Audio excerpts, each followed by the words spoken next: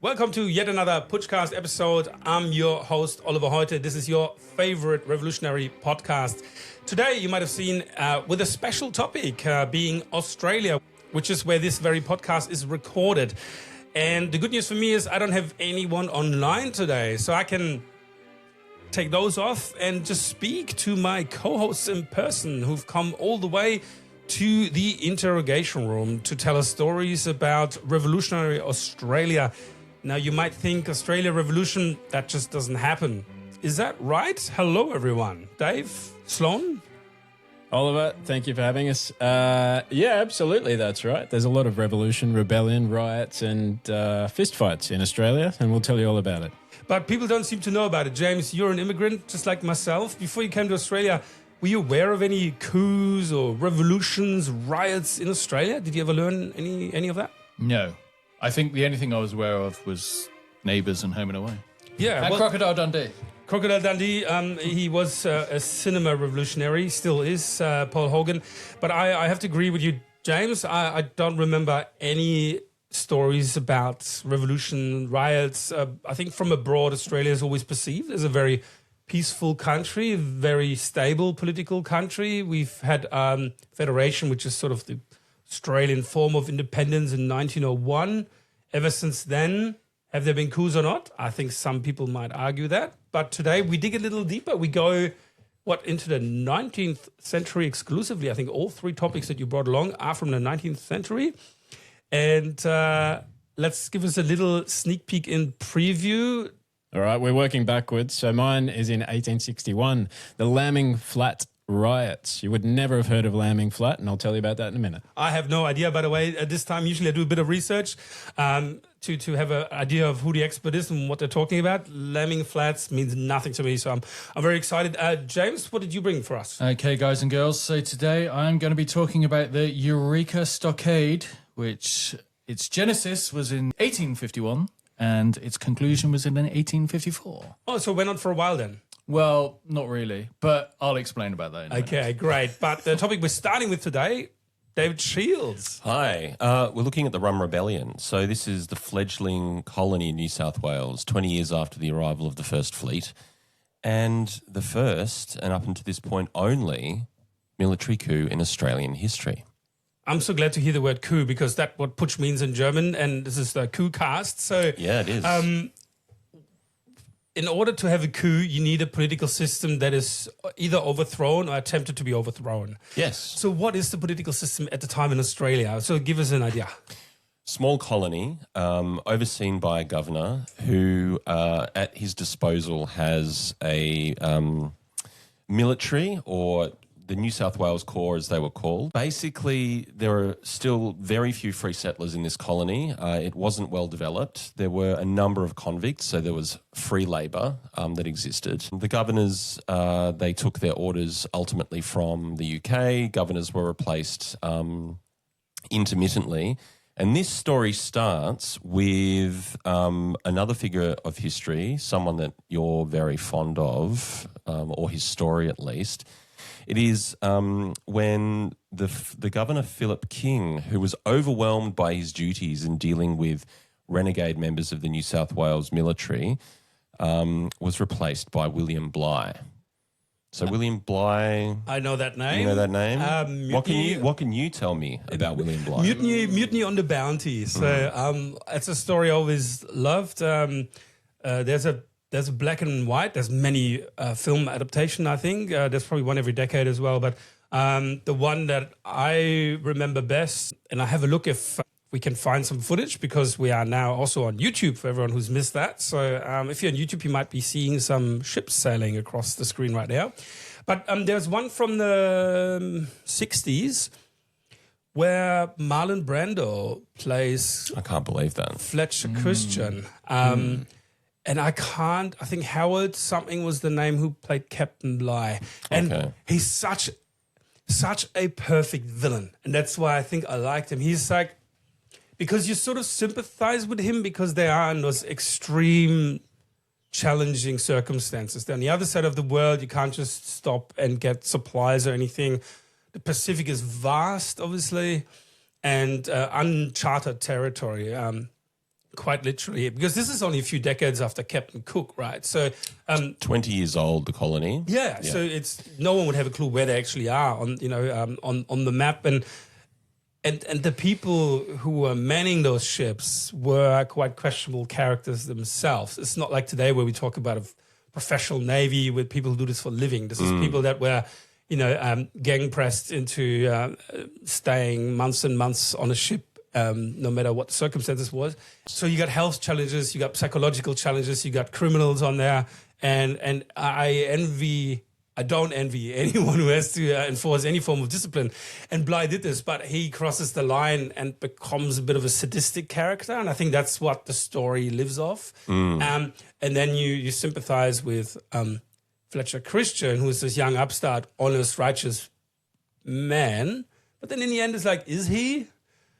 And the amazing thing is, without giving away too much, but obviously he puts him on a little tugboat. Is that the word? No. A launch, yeah. So a small open boat. Yeah. And Bligh managed to navigate with a few of his followers. 4,000 miles in this open launch. Obviously finding places to stop in and, take on supplies, etc. But he made it back to the Australian mainland.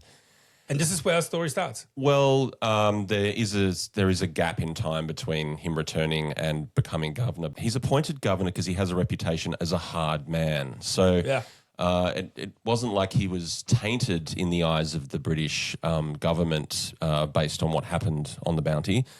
And he was sent to Sydney to clean up this mess that had sort of taken root in the fledgling colony, due to a number of reasons. It was an English colony at the time. So basically, due to the fact, the distance, etc., this colony was short on most things, and currency was one of those. So the primary form of currency and what was used within a barter economy was rum. I think rum was used as a generic term for any distilled liquor.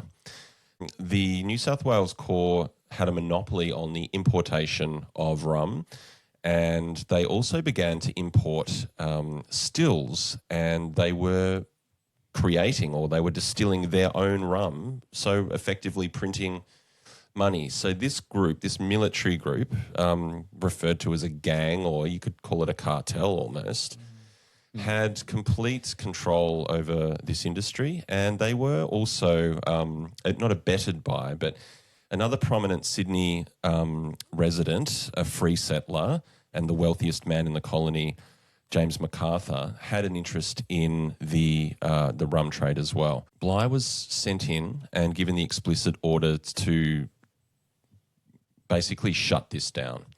And we know how he went on the Bounty in terms of his interpersonal skills, and he made enemies very, very quickly in the colony because, as you can imagine, people who have had the run of the green for 15 years do not want to give up any of that power or influence that they had accrued.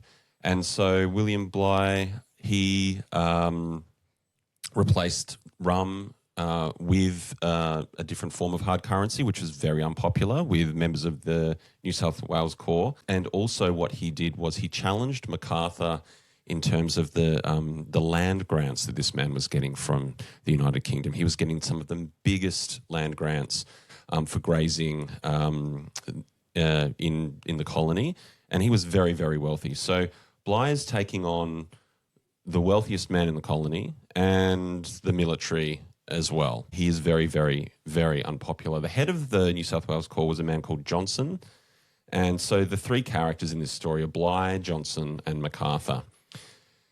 The New South Wales Corps, were they sort of akin to like the East India Company? Were they like a private?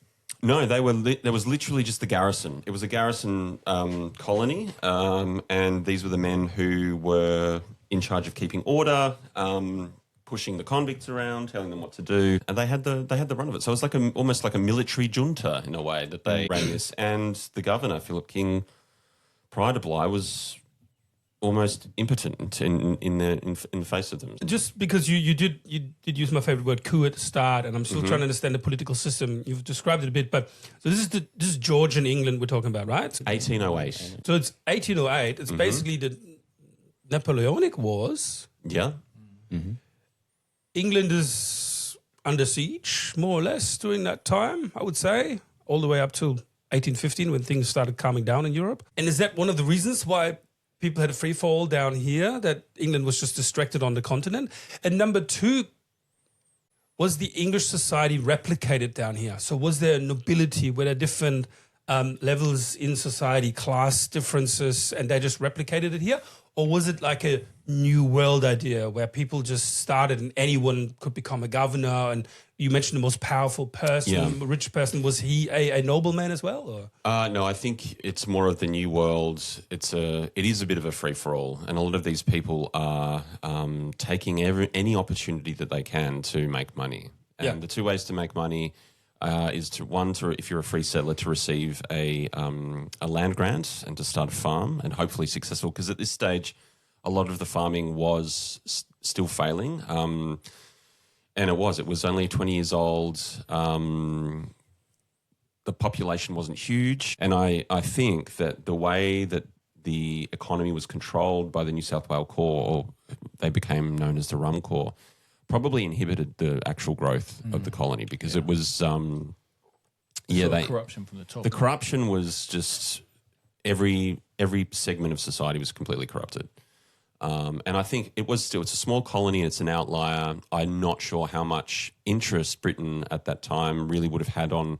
They obviously didn't want this colony to fail, but I don't think it's not as if they had the same concern vis-a-vis like America and the 18th century, for example. This is a tiny outpost. It's the only colony on the Australian mainland. There are people in Van Diemen's Land, but that hasn't even been declared a colony yet. So it's just this little outpost with a bunch of rowdy military types who've stitched up the black market in terms of everything. When you look at a map these days, it is in and around what we call now Sydney. Correct, yeah. Okay. So probably what we'd call the eastern suburbs, around that part of Sydney. As a penal colony, there were strict rules regarding if you abetted or aided the escape or were connected to an escape of a convict, you could face significant sanction. And because really the only way in and out, because you're not escaping into the hinterland, is via a boat, all of the merchants had to pay significant deposits. I think the equivalent of, per boat, a deposit of $85,000 if they wanted the boat to leave Sydney Harbour to go anywhere. And that deposit was only returned when the boat returned and it was proved that no convict had used it to escape or had been helped in getting out of the colony. What happened is one of MacArthur's boats, the Parramatta, someone managed to sneak on board and get out of Sydney. And on return, Bligh decided to turn the screws on MacArthur. He confiscated his boat. He summoned him to court, and MacArthur flatly refused. So these guys had a standoff, basically. The next step in terms of the escalation of this is that MacArthur was arrested and imprisoned by Bligh. And MacArthur was supported by a number of military officers. And Bligh then, he made a decision to frame this as an attempted mutiny. And he called Johnson, the head of the Rum Corps, or the New South Wales Corps. He said he needed this man and his the military that he's in command of to come to Government House to deal with this situation, to crush the mutiny and probably imprison those officers. But Johnson decided, again, someone who was not a fan of Bligh, he went and released MacArthur. He got all of the Rum Corps together. We're talking maybe 300 to 400 men. They marched with the full band playing in parade style through the streets of Sydney to Government House and arrested Bligh. And they basically said, we're taking over. Johnson became, I suppose, the quasi-leader, the governor in situ, and basically undid all of the reforms that Bligh had attempted to bring in. So in that sense, technically speaking, a military coup. So the governor has been arrested, detained and removed from power by the military that is supposed to serve and protect him. It seems to be a theme in Bligh's life, right? This is the second time almost the identical thing has happened to him. That the people he's meant to command rebel against him and he doesn't get away with it. Yeah. Well, he's got this formal power, but what I take it is that there are very few people in New South Wales that are his sort of supporters or... Very few. He had a couple. There were a couple in the judiciary, but again, he'd got MacArthur offside, and that's the richest man in town, and then those with all the military power. Not a smart political operator, Bligh. Maybe he's just not a nice guy. I don't think he was. There's another instance prior Have you to seen him. the film? He's not. No. You hate him afterwards. That's a movie. You always watch the movie. Yeah, but let's talk communication. Yeah. You can't just pick up the phone No, you to can't. Westminster Abbey or anything, right? So How would that be communicated? letters on other It would ships. take 6 weeks. How long would that have been? longer. 8 to 12? was No, longer. Remember, there was Months. There was no Suez Canal, nothing. So you had to go all the way around Africa, at least. Yeah. It would have taken a long time. But again, you mentioned the East India Company, so I assume there was maybe some communication that way. But I think through, Cape Town and then up to England would have been a long Well, the time. turnaround would be 6 months then, right? That For the news Yeah, to get by the there and then time- orders to return. Yeah, I would Yeah. say so. Do you reckon that they would have had in the UK? I mean, it wouldn't have been that long. It would have been within a lifetime, right, of the American War for Independence or whatever. Do you reckon they had that in mind? Like, because When come they back- overthrew Bligh. No, but I just wonder, like the UK government, if in London, if they'd be a bit paralysed because you don't want to overstep the mark, right? Or and then set something the equivalent of like the Boston Tea Party off or something like that. Yeah. I mean, I know it's different. It's probably too small. Like it sounds. Yeah, I so- suppose the difference is that I don't think there are any private citizens who are involved in this. It was just simply this military group wanting to get their hands back in the trough. Basically, they wanted to start making money again. I think the other thing here is the colony of Australia at the time had a purpose, and that was a place to put all the convicts, That's right. So from England's point of view, do they really care? As long as they can keep filling it up with we convicts. were not producing really anything for export. There was no big wool industry. MacArthur became the biggest sort of. Became that guy. He became that guy, but at this stage, it was still small fry. I think. Okay. Did he become Governor MacArthur? Is that right? Subsequent to Bligh's arrest, the British couldn't quite figure out what to do, and no one really wanted to take responsibility and then try to rein in the New South Wales Corps. But eventually, an interim governor, Frevoux, was sent out, and he arrived in I think about June. So this Rum Rebellion took place on the 26th of January, 1808. And Frevoux, he arrived a few months later. Johnson and MacArthur were sent to the UK on trial. Bligh he went back to the UK and he was promoted and became an admiral. MacArthur, there was no sanction on him. He just was not allowed to return to New South Wales until 1817. So he had to sit and cool his heels in the UK for 6 or 7 years. And Johnson was basically kicked out of the Navy, but he was permitted to return as a private citizen, and he had a substantial estate here from all of the nefarious stuff he was doing with all the rum money. Such a just country. Like anywhere else, they would have lost their heads, right? Yeah. Like in those days, trying to overthrow actively being succsuccessful. That's in right. Overthrowing government. It's like, oh, okay, you're suspended from duties for a little while, but then you can live on. Yeah, and look, it makes sense, obviously, looking at it. The way they solved the problem was they just recalled the New South Wales Corps and they replaced them with a different regiment. And Macquarie was sent and became the new governor of New South Wales. Well, presumably MacArthur in Sydney is named after this chap, right? Yes, so there's a lot of names that are recognisable, whether they be electorates or other sections of Did you say he words and sold names. sheep? Yeah, he was a grazier and did wool. Wool was his thing. Well, since the World Cup's on, there is a football team called MacArthur Rams. Yeah, there you go. There you There you go. go. Well, that's part of Sydney, and that's exactly how that worked out. Yeah, and I think if you look at the history of the New South Wales colony under Macquarie, that's when it sort of established itself. But it was also Sydney's expansion, increasing numbers of sort of clashes with the local Indigenous population, etc. Macquarie is celebrated, but also I think he was probably celebrated for the first 170 years after the establishment of the Sydney colony. But again, more recent investigations into how he dealt with and engaged with the local population, the local Indigenous population, have kind of complicated that legacy somewhat.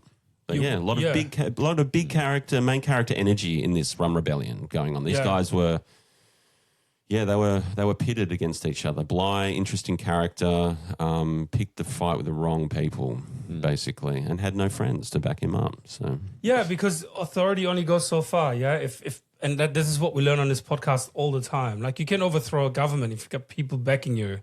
No matter what titles you have, whatever armies or regiments you think back you, if they don't actually do it when it matters, then it's all just nil and void. And it's just a title. Yeah. What do they really care about?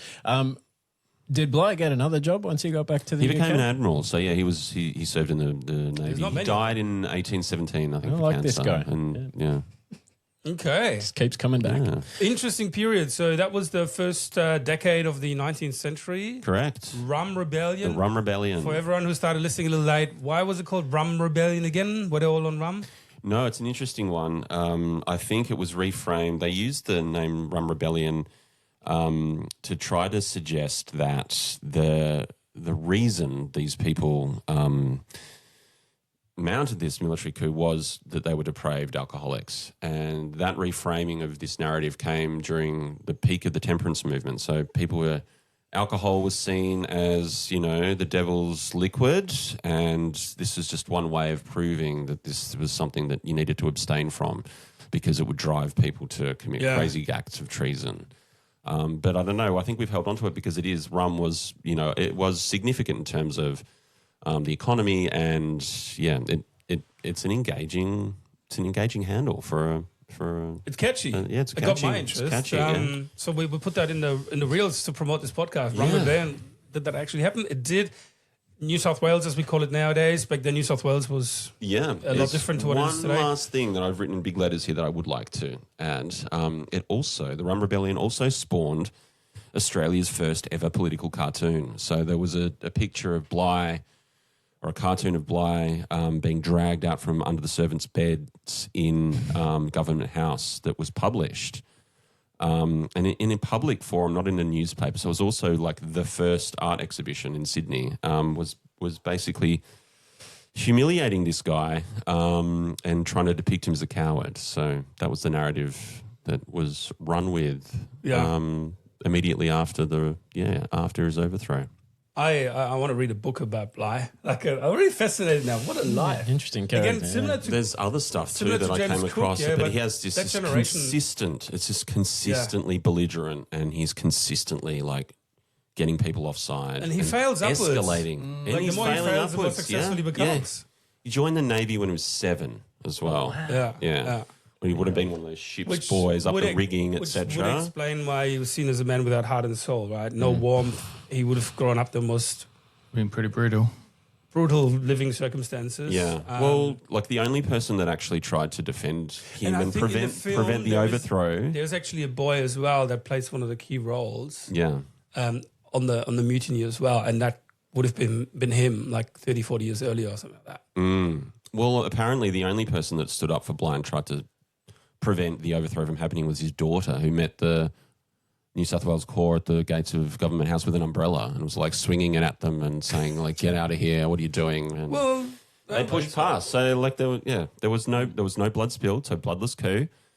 And then it just became an administrative nightmare for Britain. So I think they were very happy to recall the New South Wales Corps, to have Macquarie in place, and just like, okay, just get on with it. And no more headaches, thank you. Yeah, and just confirming all on the backs of Indigenous people who would have called this home only a few decades earlier, displaced, driven off their land, and then there's white men fighting each other over that land, money and power already, just a few decades in. So there wasn't really a new paradise, new world sort of spirit anymore, because we haven't done that episode. I want to do it one day, but it does remind me a fair bit of Christopher Columbus when he became governor of Hispaniola, and then the post was overthrown as well because even the Spanish crown thought he went a bit overboard. Yeah, The way he behaved and treated indigenous people as well. That's it. Thanks. Topic number worries. 1 on our special. Again, we've got 3 topics today, all Australian topics. Many people in the world think there was never a rebellious soul in this country, but there have been, and we're changing. We are like very, very obedient. Oh, absolutely. And Very, very obedient. compared to Russia, France, South American countries. But there's attempts, and that's what's about today. But you said officially that's the only military coup in Australia. Well, call it what you want: coup d'état, military coup, overthrow of a government. 1808 Rum Rebellion. Official. You can say that there are others which were coups, but that's a topic for another podcast. Excellent. Now that brings us to second guest here today, our co-host James Bennett. James, you're in the middle of this, still in the 19th century, and I claim that your topic is probably the most known one, at least in Australia. So if you ask anyone on the streets, especially of a certain generation, they probably heard of today's topic. However, most of our Putschcast followers are now overseas. By the way, we're in over 70 countries. Can you believe it? Pretty exciting. So we cracked that nut a few weeks ago. So just give us a bit of context. What's your topic? Okay, guys and girls, this is for all the people out there who haven't followed Australian history pretty closely. And it's not something that I actually knew about at all. But like Oliver says, it probably is the most sort of, I guess, well-known It's one. renowned, yeah. Particularly with the Eureka flag, which I will explain about in a moment. But basically, I'll set the scene. So 1851, gold was discovered in Victoria, which is in the west, I believe. Ballarat, so it's In the sort south of the continent, but in the south of the continent. Okay, Yeah. so yeah, west of Victoria. I had to look this word up because I didn't understand it. Apparently, the gold was alluvial. Does anyone know what that means? Oliver, do you know what that means as the host? extremely pure. No, I who do. knows what it means? Yeah, Doesn't that mean it's kind of sitting close to the surface and you can just dig it up? Yes, well done. that's why there's a lot of panning going on. It's Floating probably around. more- Yeah. Yeah. So Exactly. alluvial means near the surface. So basically, Okay. alluvial means that it's very easy to access. So there's, I suppose, there's not a high barrier to entry. Right. into You don't the have to market. make a Freelancers- giant deep mine. Freelancers can get at it. Absolutely, which is exactly what happened.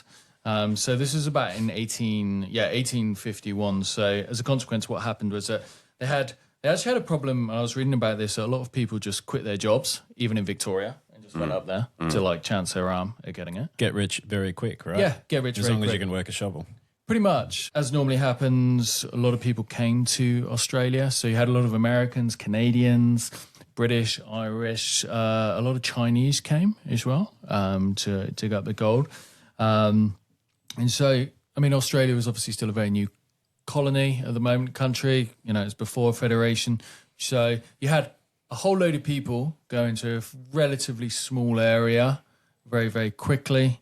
So one of the consequences was that infrastructure really struggled. Okay, a lot of these guys were living in tents and shacks on these mines. And so the colonial authorities wanted to sort this out. They obviously wanted a cut of all of this gold. What the colonial authorities did was they issued what was called mining licenses. So this was basically, a mining license was basically saying, in order to mine for gold, you have to pay us money to give us these, and we'll give you a mining license. But the only difference is that normally these licenses would be considered sort of like, if you get gold, then you would give us a cut. But the only difference is with these mining licenses, you had to pay for them, regardless of if you found any. So you pay up front for the right to go and dig, as opposed to paying a commission on what you find. Here's an analogy. It's like a fishing license. You have to pay for it no matter if you catch a fish or not. Pretty much. Yeah, which All is, right. sounds like my way of fishing. Yeah, Yeah, that's how I fish as well. good. It's the I best. don't even get a license. But anyway, I don't catch anything, so it doesn't Okay, matter. let's take that out. Thank you. Authorities are watching. Victoria Police, take note. The mining license was imposed. This was really unpopular amongst everybody. It was kind of like a poll tax. So a lot of these guys weren't very happy about it. And apparently the colonial authorities were not very nice about enforcing it. So there was a governor called Charles Hotham. He came in about 1954. And like, I think, William Bligh, he seemed to have like a sort of a unique combination of lack of people skills, bit of a dictator, not very good, basically. He was basically incompetent and failed upwards. Now, leading up to that, there were a few, I guess, miscarriages of justice. There was a bloke called James Scobie, who was a Scottish miner, and he was killed by a publican called Bentley, who had the Bentley Hotel up there. Anyway, went to trial. Bentley got off, and this caused like a massive ruction, a fair amount of trouble. And this hotel was burnt down as a consequence. I guess a febrile atmosphere, you would call it. Good word. And like one of the things that struck me when I was reading it was that a lot of these miners that came across, they were saying that they were quite politically engaged. You know, they weren't just like forced labor. These were guys that had seen an opportunity and had came over. They reckon there was a lot of, I suppose, influence from sort of like, particularly from the Irish miners. Because they had come over from colonial Ireland, they weren't too keen, obviously, on the British colonial authorities. Yeah, and then simultaneously people from the US, so they free-spirited people. They used to not having a... They said about the US and like the Republican movement and stuff like that as well. Yeah. How does this work timing-wise compared to the California gold rush? Like, have you got people who are experienced in that sense, coming from America to Australia? I don't know. When was there was a gold link. rush? Yeah. We'll look that up. We would drop the number on the check that screen. one. We have a YouTube channel. The miners weren't happy about this. They felt there had been a miscarriage of justice. The mining licenses came into it. So they called what was called the Ballarat Reform League. So it's sort of like organised labour. Okay, so anyway, the Eureka flag is... Does anyone know, able to describe the Eureka flag? Dave, you seem to know a bit It's about it. blue. Blue. It's got a white cross on it. Yeah. It's got like 5 stars, I think. 5 stars. Is that meant to resemble the Southern Cross in a way? Yes, Yeah. that's the Southern Cross But constellation. In a more kind of geometric Yes, I think so. arrangement rather than the true sense of the Southern But Cross. one of the things I read about it is it doesn't have the British flag on there. Like that was taken out. Doesn't have the Union Jack. But I thought when I came here, because I saw it a lot, I don't think it's as prominent anymore as it used to be a few decades ago, but I thought it had a Scottish connection just because of the colours, the blue and the white. But you talked about Irish miners and... It doesn't seem to have like any type of ethnic origin in terms of like it came from a particular place. Yeah. Like obviously what we were talking about earlier, like the Eureka moment. Does anyone want to tell me where the Eureka moment came from? I know the word eureka. It's like what you're meant to yell out when you find something you've been looking for. Yeah. It's a good word. I actually couldn't find anything as to why it's called the Eureka flag. Does anyone else know? Not sure why it is. Is it the one? It was hoisted above the barricades at this particular incident. Did it take the name from that particular incident? Is that where the flag got its name? I don't know. It's a question I'm asking. So the flag was created by what was called the Ballarat Reform League. So this was before, like the... So it was the Ballarat Reform League flag, which then took on the significance as the Eureka flag after this incident. Which And now explains why it's still very prominent on Australian building sites, because Correct. unions are still using that very flag. But Yes. I don't think it wasn't called the Eureka flag when it was I like probably didn't. something that's sort of come about Yeah. from that. What happened after this was that the miners built what was called a stockade, which is why it's called a Eureka stockade. My reading of it was kind of almost like a bit of a shack. So it was like a fortification. So like a Barricade. Huh? Yeah, a barricade. Yeah. Okay. Was it intended to be like a defensive structure, or was it just like a clubhouse? No, I think it was like a meeting place. Yeah, From okay. what I can gather. The colonial authorities decided that this wasn't going to fly. So they attacked in the morning of, let me see, it was the 3rd of December, 1854.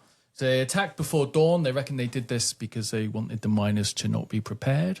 Apparently the miners weren't very well armed. 22 miners were killed. 4 soldiers were killed. Wow. One of the probably mythologies about it is that it was this massive battle, this massive fight. From what I've read, it took about 15 minutes. Yeah. So they didn't put up much of a fight. And 170 years later, we're still talking about And it, we're still which talking about probably gives us all some context of Australia being a very Conservative.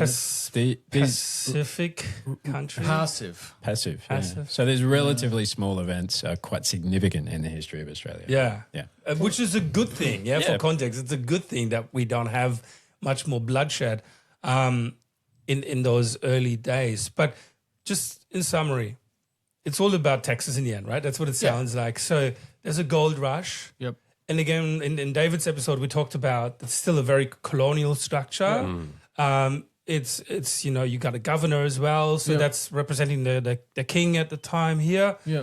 But the people here don't want a bar of it. They're like, no, we want to live our own way, the way we think, because we're not in England, and that's probably why we left. Well, no. So in actual fact, one of the things that I read was that this wasn't like a war of like independence.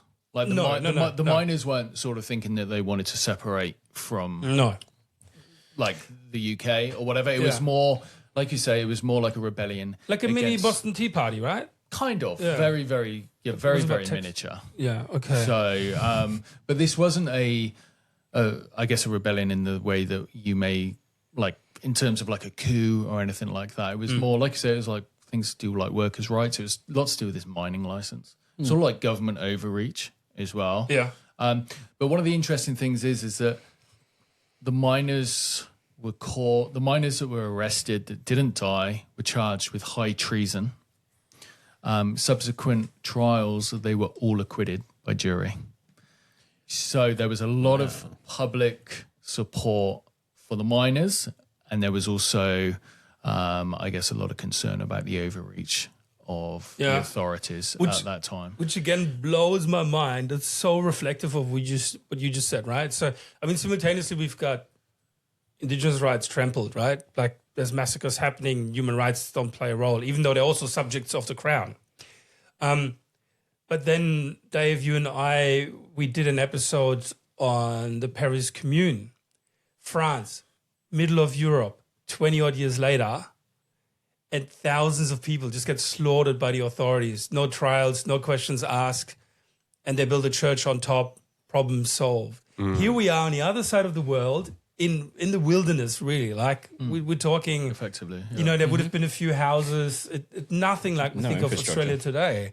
I don't know what the population was, a few thousand people, I would say, in Ballarat at the time. It wouldn't have been much. And very temporary, because in Australia, we do have those deserted mining towns that are now just a couple of ruins in the bush and they're left. But then still you have that sense of English judicial system and justice, and they actually bother putting a jury together. And everywhere else, they would have just been hung and that's it. Well, they were charged with high treason, which was... It's a political thing, right? Yeah, So, sure. yeah. But, like, capital punishment would have followed had they been found guilty. Okay, Would have been fair hanged, enough. Yeah, they would have been hanged. Yeah, okay. An interesting thing that in 1855 was that the mining licenses were revoked and a more sort of equitable system was put in place. Also, one of the guys that was part of, I suppose, the rebellion was a guy called Peter Lalor, who was a miner from Ireland that had come over here. He eventually became, the Speaker of the Victorian Assembly in later life. He also lost an arm as well. He had an arm amputated. We had an arm story in the Mexican episode, remember? Yeah. What happened to it? He arms lost are it, famous. found it, and rode back to hospital with it. He took it with him, yeah. And now there's a monument for the arm. It wasn't stitched back on. It didn't grow back. It just, No, I don't think Peter's... he didn't want to leave it stitched on behind. either. That's only on Putschcast. So this is 1850s. This was 1855 that the licenses were revoked. Yeah. A more equitable system was put in place.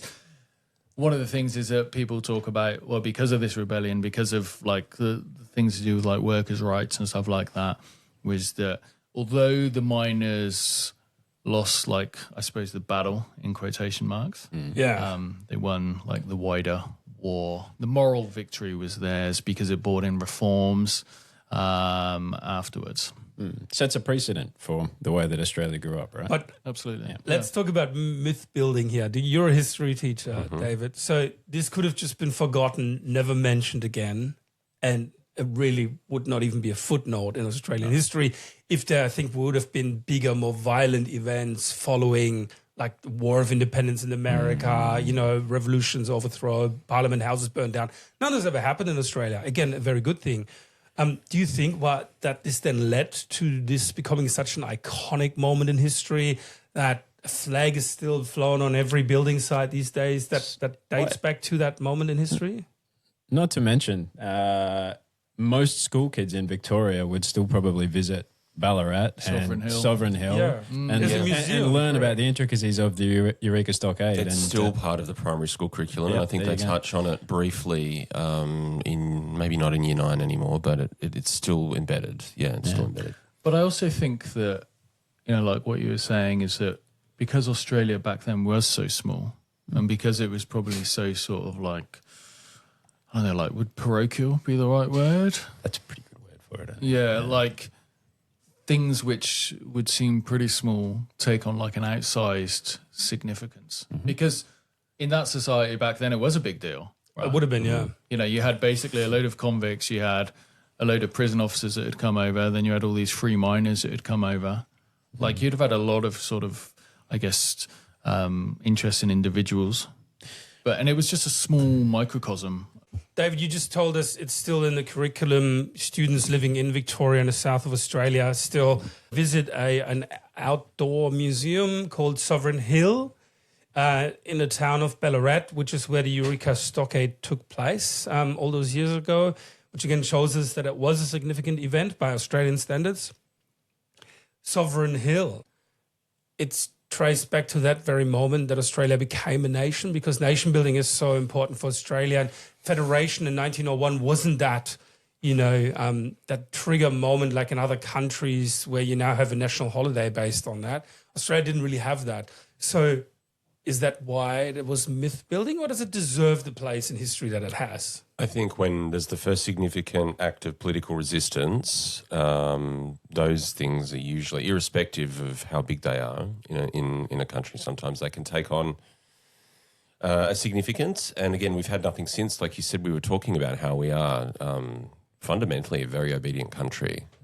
So this as, a challenge of government power, like you were saying, James, government overreach, workers' rights. I think there's a confluence of things here. I remember as a primary school kid in the 1980s, almost this kind of martyrdom of these miners who suffered at the hands of the government.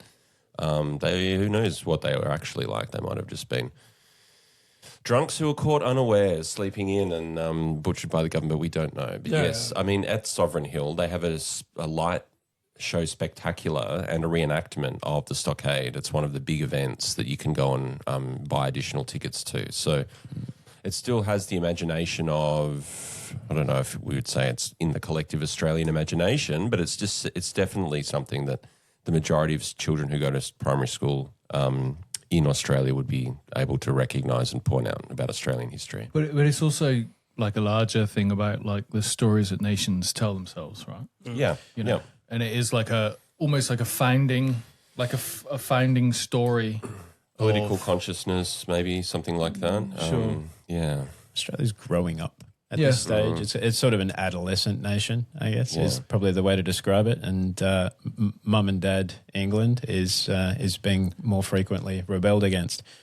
And it was multicultural already, as we've mentioned. So it was people from all over the world. Until the White Australia policy was introduced. Yeah, correct. And then it was reined back in 50, 60 years later. But it's also interesting, like in terms of like why this particular story, they decided to amplify it.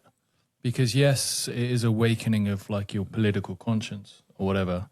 But you could also see how governments or historians maybe asked to play it down a little bit more in some respects, because, it does show, I mean, like kind of like if you start a rebellion or whatever, then reforms can come in after.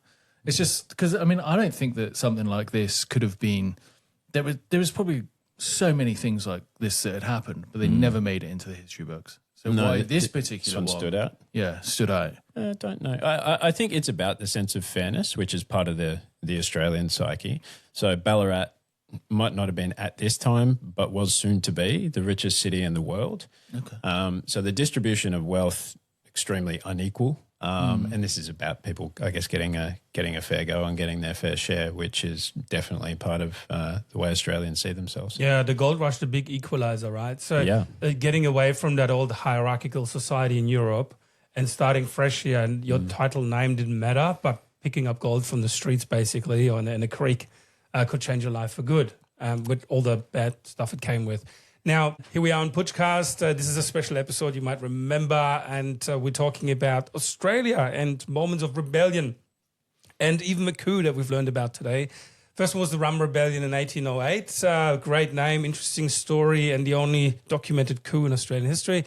James, you just told us about the Eureka Stockade, which is still known in the Australian psyche and taught in schools, as you told us, Dave. The next one, Dave Sloan, I've never heard about it, I have to be honest. It has something to do with sheep or a lamb. And we moved on almost 10 years, so we're in the 1860s now. What is your topic? Look, we are still in the gold rush. We're talking about the Lambing Flat riots. It doesn't actually have anything to do with a lamb or a sheep. That's just the name that goes with this particular place. But this is really adjacent to what we just heard about the Eureka Stockade. So just to set the scene a little bit, definitely gold rush times. Now, the gold rush in Australia, I think kind of roughly kicked off in about 1850, and it started in a lot of different places at once. This concept of alluvial gold, which we just talked about, which is gold that's kind of close to the surface of the earth and relatively easy to access with a pick and a shovel or like with a pan at a creek, you can find yourself a nugget and go home a wealthier person. That concept in Australia created the gold rush, masses of immigration all at once. I think the geography of Australia's got something to play here as well. I think at the time that we were talking about the Rum Rebellion, basically the whole population of Australia is isolated to the east coast. There's a thing called the Dividing Range, which is big lumpy mountains that are kind of hard to cross, that was basically keeping the population coastal. And in the early 1800s, I think it was somewhere about 1817, people first crossed the Dividing Range and effectively opened up the whole of the inside of Australia. So not many people, huge expanse of land, and there's bits of gold lying around. So if you can find one and pick it up, you're a wealthy person. That's the dynamic that is causing the gold rush and is causing this place to explode. So all of a sudden, there's this wealth dynamic. There's, I guess, a loss of control as well because the government the government that's in place really isn't big enough or broad enough to be able to keep all these things under control. So there's a lot of chaos going on around the place. A little bit about Australia at this point in time. I think I mentioned this just a moment ago. It's got this adolescence about it. So it's sort of growing out of its English parentage. And that kind of psychology is really sort of starting to play out in the way that people are behaving. If you look at the immigration question, we've got tens of thousands of people coming into the country. They're coming from primarily Europe and America, but there's also heaps of Chinese people coming in. Now, that's supported by the English government at this time. Running parallel, the Opium Wars have just concluded. There are agreements and treaties between the English government and the Chinese. Hong Kong's been handed over. Kowloon has been handed to the English as well. And in compensation, the English are basically supporting and encouraging distribution of Chinese people into British colonies. Now, that sounds great, but the people in Australia are like, hang on a second, why are you sending them all here? We want this wealth for ourselves, and that's creating a bit of resentment and I guess part of the challenge. All these things are going on. This place called Lambing Flat is in the middle of New South Wales. There's nothing there except alluvial gold. Can you give us a modern-day geographic anchor point? Yeah, like I will. So Lambing Flat is not a place. Okay. You won't find it on a map now. It was basically the name of a paddock where this mining was going on. It's very Australian, by the way. Today, historic event named after a paddock. Yeah, exactly. Named after a nice paddock. I'm sure it was a nice place. Yeah. Today, there is a town called Young just there. So it's in kind of central southeast New South Wales. If you looked at a map and saw Australia's capital, which is Canberra, It's probably about 150 kilometres northwest of there. Okay. So it's Fair middle of inland. nowhere-ish, right? Yeah. And it's generally speaking, it's a nice place. I think a lot of farming and orcharding and all that sort of stuff still goes on there today. There is no gold mining going on there today. So in fact, even though the gold rush very much existed and there were people out there digging up like crazy, there aren't significant amounts of gold. So, it turned out to be folly. One of the things that's going on here, though, we've got tens of thousands of people who are out in Australia trying to find gold. There's a whole heap of Chinese people.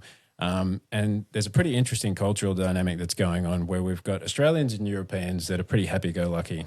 They're disorganised. They're probably drunk most of the time, just going for broke, right? They're digging holes. They're impulsive, probably impatient, I guess, in the way that they go about it. Then you've got Chinese miners who are organised, methodical, and really bring the industry, I guess, with them. Well, they work very hard. As miners, the Chinese. Yes. Yeah. So they're like Absolutely. professional miners. Yes. So there are Chinese immigrants who are basically paid miners, Okay. and there are Chinese immigrants who are mining of their own accord. The ones who are paid miners are working for relatively cheap wages, and they're happy to do that because they're more frugal than their Australian or European counterparts, and that's another sort of source of resentment. But being organised themselves to go about this mining, they're just really effective. They don't give up easily. They work hard. They work long hours. And funnily enough, they're more successful than their Australian and European counterparts. And this makes people cranky, right? So, and at the start of 1861, so this is in summer of 1861, things start to get a bit sort of disgruntled, I guess, because the Europeans are getting upset with the Chinese. The Chinese are more successful. And at the same time, in the New South Wales Parliament, they're attempting to pass an act to exclude Chinese immigrants from Australia, or at least sort of control Chinese immigration. Just for historical or global context, this is the year the American Civil War started, which was all about race and discriminating against people based on their ethnic origin. So that might have influenced that way of thinking, at least. When they had the gold rush in California, they had a lot of Chinese go over there. They did. And they were excluded from the States as well, weren't they? I think there was a lot of issues around that, yeah. And from what I understand, it's that similar sort of dynamic, right?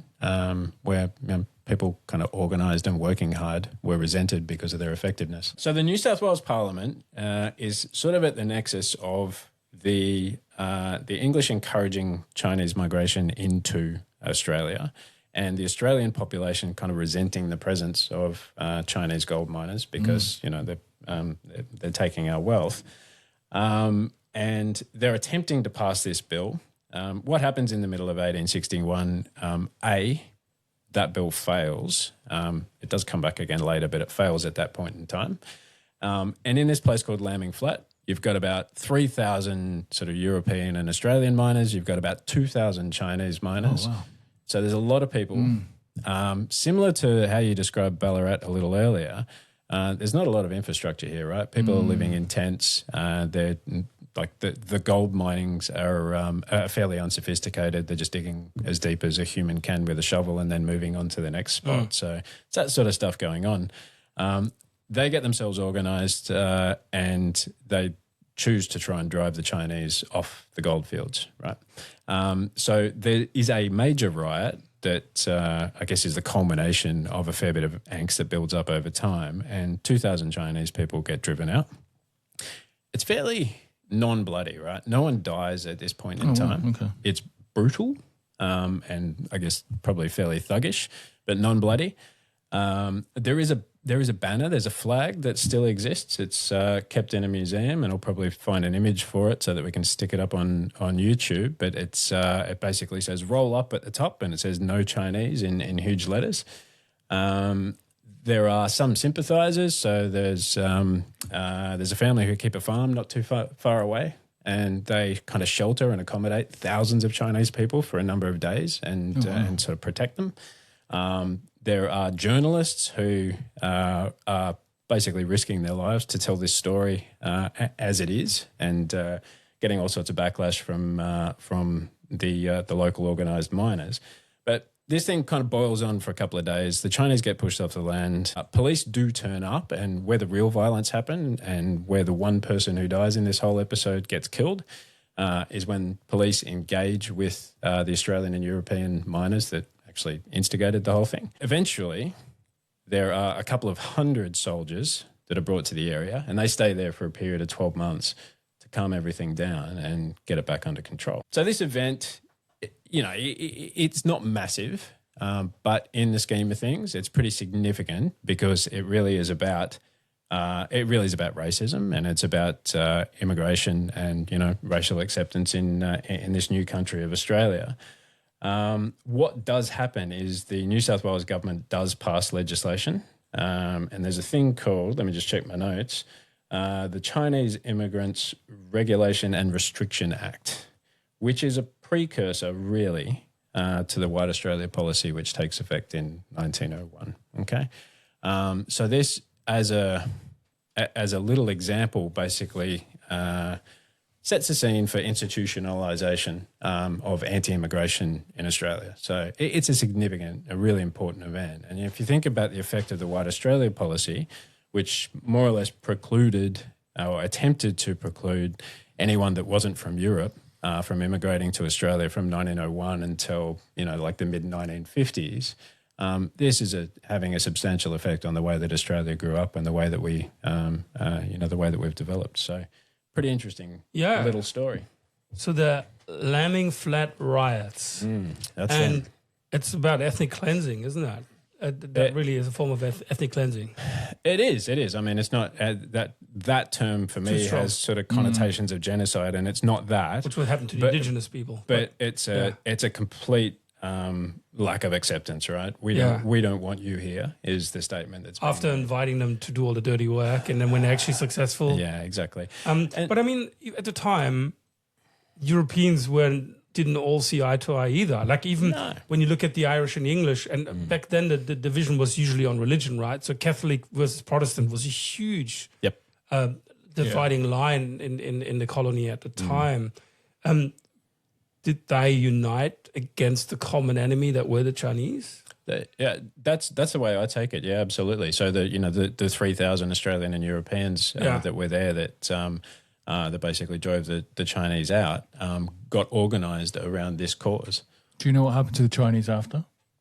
They dispersed. They didn't necessarily go back to China, right? No. So they probably moved on to other goldfields or went elsewhere in the country because there's a lot of Chinatown in Ballarat, isn't there? Yep, sure. Absolutely. There were a lot of Chinese in many places around Australia at this time. All doing the same thing, basically. It was alluvial gold mining. They were really good at it, and they were heavily engaged. So the other population that many people don't know about is the Afghanis as well, that were here in the 19th century as part of trekking, and hence all the camels in Australia. They were brought in because of their resilience and the barren land that is the outback. There's some resemblance to Afghanistan and very arid landscapes, and they also were either forced to assimilate or depart again later on. Well, that was the first, because I was reading about that the other day. That was one of the first terrorist attacks in Australia, wasn't it? And the Afghanis, those two Afghani camel herders or whatever they were, attacked. That's like one of the first recorded attacks from Afghanis. Of this particular story, it's the gold rush and this little racist incident that really set the scene for the way that Australia thinks about immigration, and that sort of thinking stayed in place for 100 years to come. Yeah, and interesting again, James, your event was never forgotten, still celebrated. Those two that you talked about, pretty much forgotten, and it takes fantastic podcasts like Putschcast to bring it back to life and to discuss. I think that's a statement on its own that we're very selective with our collective memory when it comes to Australian history. Yep.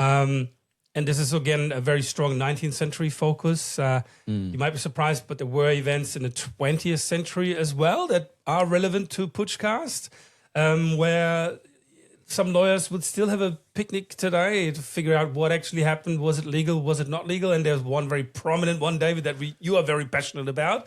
And maybe a future episode will deal with just that. Tell us. I'd love to. So the 11th of November 1975 is a date that a number of Australians will know, and it's also probably one of the most politically charged in our nation's history as well. I sometimes drink at a pub in Broadmeadows near my school, which has a founding stone laid in it, and funnily enough, the name of the person who opened that pub was the Honourable Gough Whitlam, and he did it on the 10th of November. So his last official act as the Prime Minister of Australia was opening the Broadmeadows Sporting Club.